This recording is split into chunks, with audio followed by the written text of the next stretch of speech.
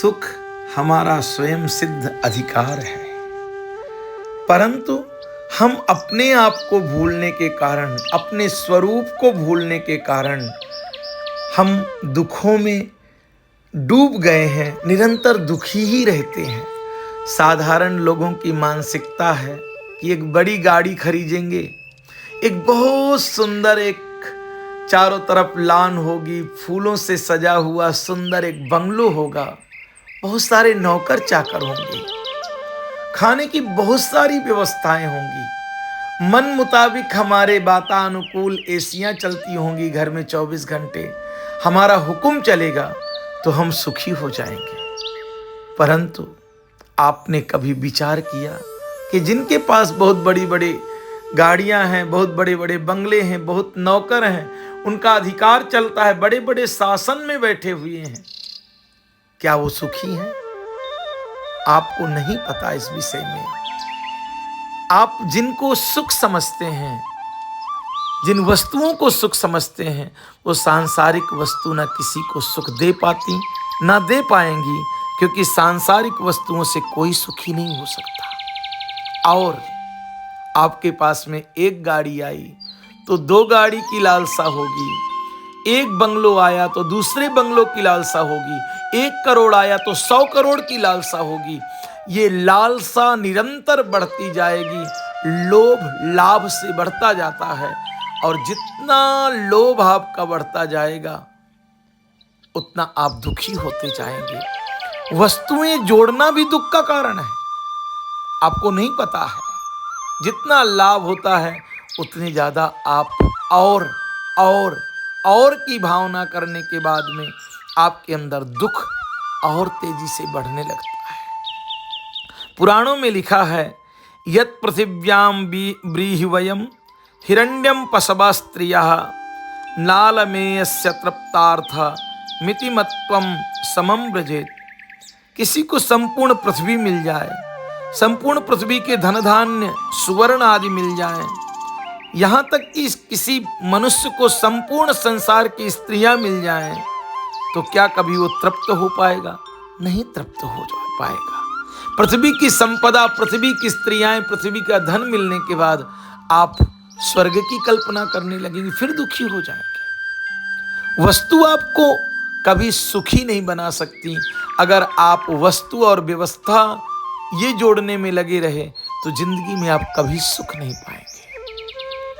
एक राजा ने अपने राजकुमार को क्रोध में आकर के निकाल दिया, और जब राजा बूढ़ा हुआ, सम्राट जब बूढ़ा हुआ, तो उसको याद आई कि मेरे बाद मेरा उत्तराधिकारी कौन होगा। मैं तो अपने बेटे को निकाल दिया, नहीं तो वो संभाल लेता। मंत्रियों को बुला करके आदेश दिया कि उस राजकुमार को खोजा जाए। वो राजकुमार थोड़े निकम्मा टाइप में था, पड़ोस के राज में पहुंचा और पड़ोस के राज में जाकर के भीख मांगने लगा। वो भूल ही गया कि मैं राजकुमार हूं। 20 सालों से भीख मांग रहा है, बड़े बड़े उसके बाल हो गए, दाढ़ियां हो गई, शरीर में पूरा गंदगी फैल गई, बड़ी बड़ी उसके हाथों में सूजी हुई नसें, और वो भिखारी एक एक चौराहे से जाने वाले व्यक्ति को आशा भरी नजर से देखता है कि कोई 1 रुपया दे दे, कोई 2 रुपया दे दे। कभी अल्लाह के नाम से, कभी भगवान के नाम से मांगता है, रोज मांगता है, अपने आप को भूला हुआ है। एक दिन महामंत्री उस रास्ते से निकले, अचानक उस भिखारी पे दृष्टि पड़ी। महामंत्री रथ के नीचे उतर के गए और उसकी बाह पकड़ करके, अपनी रुमाल निकाल करके बाह को साफ करने लगे। राज चिन्ह उसके हाथों में नजर आया। महामंत्री प्रणाम करके राजकुमार की जय, राजकुमार की जय, उसके साथ जो सैनिक थे जय जयकार लगाने लगे। उसको जैसे पता चला भिखारी को कि मैं राजकुमार हूं, तो क्या हुआ, वो दौड़ करके रथ में आरूढ़ हो गया, रथ में चढ़ गया और छाती तन गई। उसका कटोरा तो पता नहीं कहां चला गया, और बड़े अधिकार के साथ में बोला कि मुझे स्नान कराया जाए, क्योंकि उसको एहसास हो गया कि मैं राजकुमार हूं। वैसे जन्म जन्मांतर से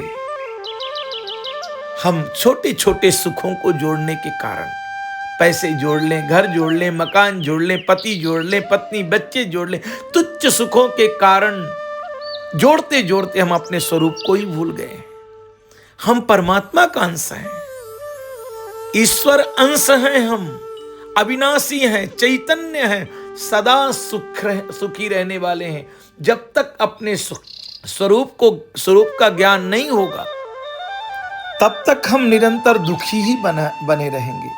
लोग पूछते हैं सुख कैसे मिलेगा, सुख का उपाय क्या है, सुख कैसे प्राप्त किया जाए। जब तक तुम अपने आप को पहचान नहीं पाओगे, अपने स्वरूप को पहचान नहीं पाओगे, चिन्मय परमात्मा की प्राप्ति नहीं कर पाओगे, तब तक तुच्छ चीजों से ना कभी सुखी होगे ना कभी सुख मिलेगा।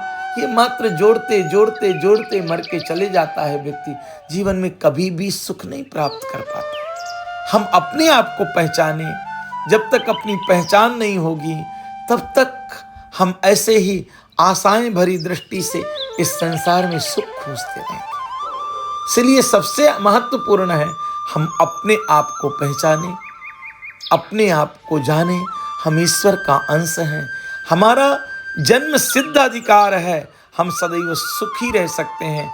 हम सम्राट हैं, हम कोई भिखारी नहीं है। हम नित्य आनंद, नित्य सुख, नित्य शांति के अधिकारी हैं, हमें प्राप्त है। मात्र अपना विस्मरण हुआ है जिसके कारण फिर निरंतर दुख मिल रहे हैं।